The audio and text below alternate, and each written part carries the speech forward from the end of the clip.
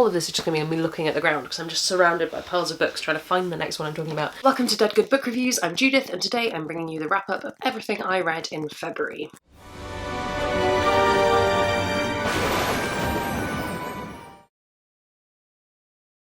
Despite having an extra day, which is today, I've not managed to complete my TBR by quite a long shot. Now, I set out to read 19 books, and I read 18 books, so still a win, but not the books that I intended to read. That's fine. Still knocking back that TBR. If anything, knocking back the TBR a bit more. Because the real issue this month was that my rereads just really didn't excite me. Some of them were too long, some of them I'd read too recently. Just wasn't happening. So the plan is to push those rereads into another month of the year when they're a bit more distant, probably later in the year.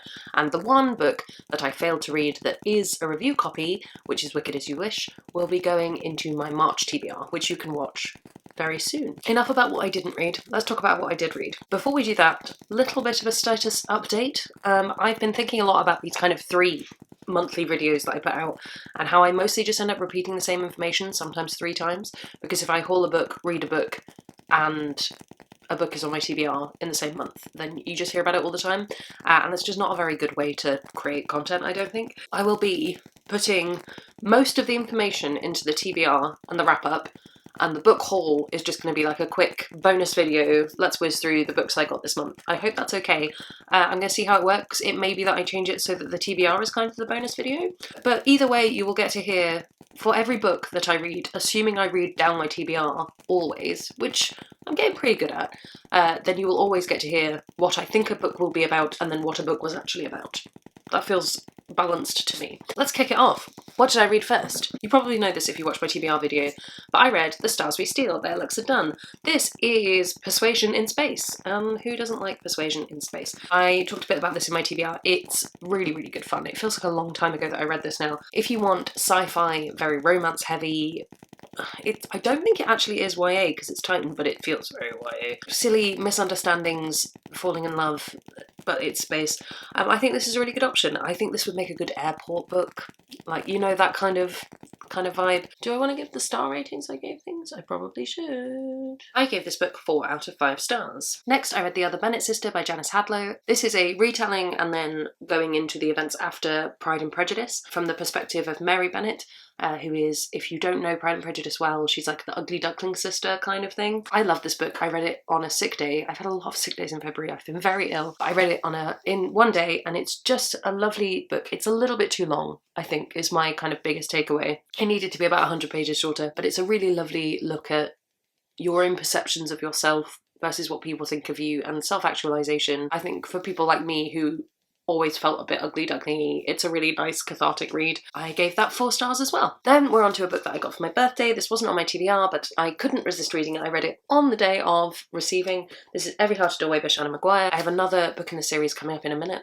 These are from her Wayward Children series. This is the first book in that series. I have read them all because I borrowed them from Justine, who you know because I talk about her in every single video. This was a reread, and it's just lovely. If you don't know this series, they are split between books about children who have already been in Portal Fantasies and also Portal Fantasy books, so every other one. So this first one takes you to the School for Wayward Children, which is run by Eleanor West, and she takes in children who've been through doors and sort of either helps them to process the world they live in now until they can get back through their door, or get them to a point where they don't need to go back through their door anymore. And it's just absolutely beautiful. Every single one of these books has made me cry. They're queer, they're just lovely. I loved reading this again. I'd read it before. Just a wonderful time. Then I picked up a bit of a hefty book. I picked up The Well of Ascension by Brandon Sanderson. This is the second book in the Mistborn series trilogy. Question mark. I have the third one on my March TBR because I'm so excited to see how it goes. I wasn't sure where this would go after the end of book 1 because I can't spoil it for you, but there were reasons I thought it wouldn't be as fun as the first book. But actually it's really good. I hadn't read a book with a hard magic system for quite some time, so reading this felt really, really fresh and good and reminded me how much I love a hard magic system, so check this out if you haven't already. I know these are kind of books that die-hard fantasy fans will have experienced already, but for me it's the first time reading them and I'm really, really enjoying them. Next I read Ink in the Blood by Kim Schmeckel. This is an arc that's been on my shelf since Yalk of last year, so good thing to get it done. This is absolutely lovely. I had a bit of a concern in the blurb. It's like something about tattoos, magic, and faith. And I was like, oh no, is this going to be very, very Jesus focused? But it's not. It's just about what belief is and the dangers of such. This is a really, really fun YA book. It's again quite queer. If you're interested in tattoos, it does some stuff with that. It's still not the book that I really want that goes really deep into tattoo culture. I think that's really interesting and I've not seen anyone explore that yet. That doesn't mean that book doesn't exist, that just means I'm ignorant. It is really, really good. The writing's lovely. It had a bit of a slow middle, if I recall correctly, and there's a lot of who's who and who is really who they seem to be, which isn't always my favourite thing, just because I like to know things as a reader. I like to be omniscient, and I also like to be omnipotent, but that wasn't the word I was looking for. I like to be omniscient, and you just aren't that for this book, so it's a little bit stressful. It is really good fun, and it's a nice book about friendship, and yeah, enjoyable time. I gave that 4 out of 5 stars as well. There was a lot of 4 out of 5 stars this month. Next was my reread of Hogfather by Terry Pratchett. This book is the only reread I managed to get through this month that I was meant to, because it's one of my favourites and it did not disappoint. It's absolutely lovely. It's weird reading it not at Christmas, but at the same time it isn't actually explicitly a Christmas book, so maybe it's fine. I love Terry Pratchett's writing, especially in this book. I think it has such a good hook. Sometimes the hook for the book is not... ooh, rhyming. Sometimes the hook for the book is not great, but in this case that kind of like winter festival time is just lovely. Who doesn't want to see Death trying to be Santa Claus? I mean, would highly recommend, especially if you're new to Pratchett. I think this is a really good book to start with. We'll reread until the end of time. Now we're on to the other Sean Maguire book. This is Come Tumbling Down. This is the 5th book in the Wayward Children series, I think. This came out this month, which is why it's on this list. I received it in the post and I was like, well, not going to wait to read that one, going to sit in a cafe and read it immediately, and now I already want to reread it, and this is the problem with these books. This is one of the books that is about all of the characters together. It's not their kind of origin stories or anything, and it's so much fun. It's so good. I say so much fun. I cried a lot, but it is beautiful, and it is a really good look at these characters. You get to go to, I don't want to spoil things for the other books, but we get a revisit of some characters from earlier on, Jack and Jill. Their whole backstory is just lovely, and I think if you're going to pick this up, really do read. You can kind of read these books in any order, but I would really suggest reading Down Among the Sticks and Bones first. I know it's a lot of people's least favourite or not their most favourite, but with this book as well, the two of them just have so much more meaning to them, and I think that's really, really important. I don't know where my copy of the Library of Unwritten has gone. It's somewhere, possibly even in this room. Oh my goodness, it's right there! It was right behind me the whole time. Imagine if I just sat here and talked about it like I couldn't find it. The Library of Unwritten by AJ Hackworth. This is a really good book. It is about a library in hell where all the books that are not written by authors, all those kind of books that have been given up on, are kept, and they sit there and it's the librarian's job to guard them. One of the characters from the books escapes. It's very unlikely escape of Uriah Heep. One of the characters from the books escapes and it sort of sparks this adventure. This is a really, really good adventure. It's a really interesting setting. The world building is really great. I think this is a good book. It's another book that I would maybe take on holiday because it's quite fun to read all in one go. Next, if you watched my videos this month, if you haven't already, subscribe, watch them, go back and watch my review. I'm sorry about that. My camera decided that not only would the memory card stop working, but also it was gonna not read any memory cards anymore. That was fun. Where did we get up to? We'd just talked about the Starlight Barking. I have no idea where it got to, but you should definitely read this book and you should watch my video to find out more. Next, I read The Wolf's Call by Anthony Ryan. This was a bit of a trek. I talked about this in my review. Sometimes I try and read different fantasy subgenres, and this one, which I like to call man fantasy, is not one I explore very often because, you know, when you just look at a book cover and you're like, that one's not for me. This was one of those and I was like, no, we'll give it a go, we'll see what it's like, and now I'm like, I'm okay.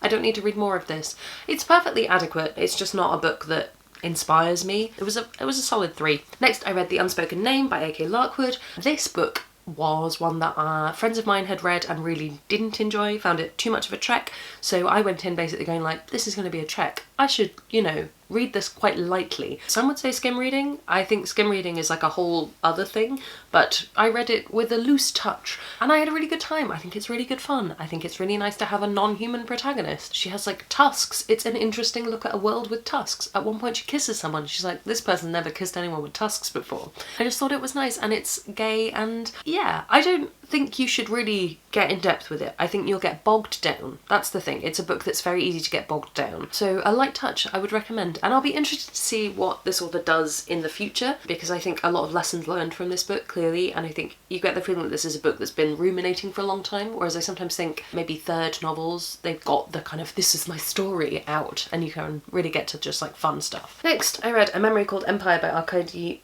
I had a problem saying this in my TBR. Arcady Martine? I don't know. This book is unsurprisingly a lot about memory. I have friends who absolutely adored this book, and I just really couldn't get into it. I really couldn't relate to any of the characters. It felt way too heavy, and again, maybe that was coming off the back of reading The Unspoken Name and just being like, what's happening? I'm used to a light touch.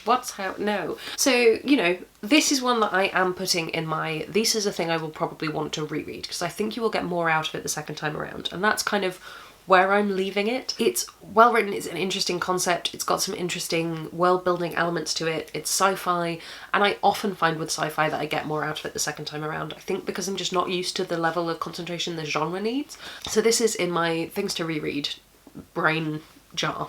I nearly said brain tank. I don't know what that means, but yes, it was fine. Then I read There Will Come a Darkness by Katie Rose Poole. This is a debut coming out. I think it's out now.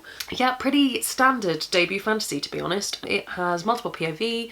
It's got some interesting dynamics to the multiple POV. I think that was probably the biggest takeaway I had, was that it's not just one of them is rich and one of them is poor. There was a lot of kind of middle ground, which I quite enjoyed.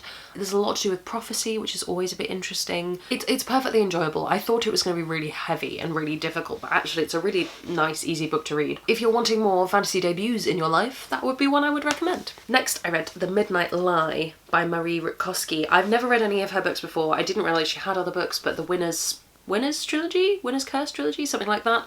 That's her as well. This book, I don't know what to think, because in my review, basically I've said I'm going to reserve judgment until I've read the next book in the series, because it's a beautiful YA fantasy romance. It's like queer and a theme for this month, really, and just lovely, and, you know, there's a lot of like, but do you really mean this about this, and are you actually going off after her? And the love interest knocked me flat on my feet. It was exactly what I needed in that moment in time. Then it ends, and I'm not going to spoil it for you, but the ending annoyed me. I want to know if it's an ending that's just annoying, and thus it is a badly written book, or if it's the end of book one, and it's kind of the thing of, I just won't know until I've read another one, whether it's queerbaity, not even queerbaity, because it's just very much queer, but it's frustrating, and I don't know what to think, and I don't like not knowing what to think. YA fantasy romance is a difficult thing for me, because often I'm like, what is this frivolous nonsense? And then also in my heart I'm like, but I love them and I want them to be happy forever. So if that's something you also enjoy, I'd really recommend The Midnight Lie. I think it's a nice book. I think it's lovely. It's very standard, like,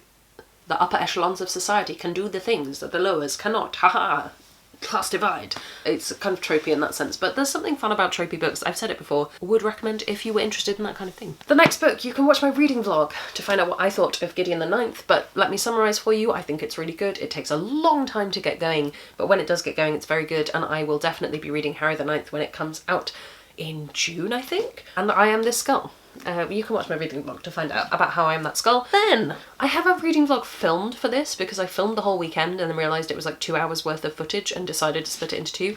I don't know if I'm going to post it because I was quite depressed that day, so maybe you'll be able to watch that. I don't know. This is Bonecrest Moon. I wasn't depressed because of this book, I should say. This is another YA fantasy romance heavy book, and this I enjoyed. It was fine. It's a perfectly adequate book. It gets some frustrating romance elements that always annoy me, in the sense of like, I was going to kill you at one point, but now I kind of think you're hot, which is always a bit frustrating for me. I don't know if I would recommend this to everyone, but if you're a die-hard YA fantasy fan, then I probably would say go for it, because it's interesting. But there are better necromancy books out there, including Gideon the Ninth. I read Crownbreaker by Sebastian de Castiel.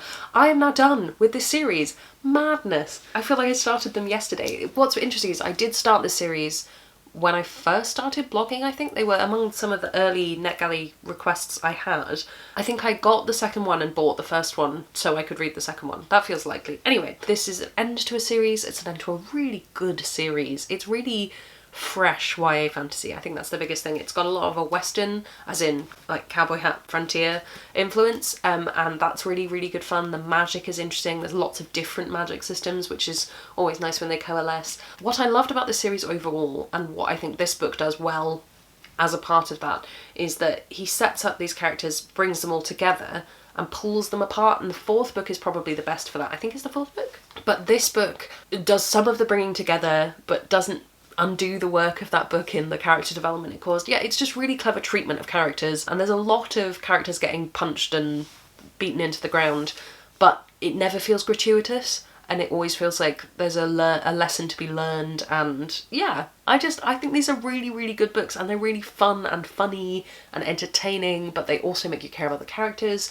This whole series is well worth reading, is what I'm saying. If you want a 5-book series to pick up that you will blast through, they're very quick reads. This looks really chunky, but the margins are huge. I would really recommend Spellslinger, ending with Crownbreaker. And the last book I finished, which I finished yesterday, maybe I'll finish another book today, I don't think it's going to happen. I finished my audiobook of The Eye of the World by Robert Jordan, the first book in the Wheel of Time series. It's really tricky to say. I enjoyed it a lot. I very much drifted off towards the middle. It is a 28-hour audiobook, but simultaneously I felt like not a lot happened.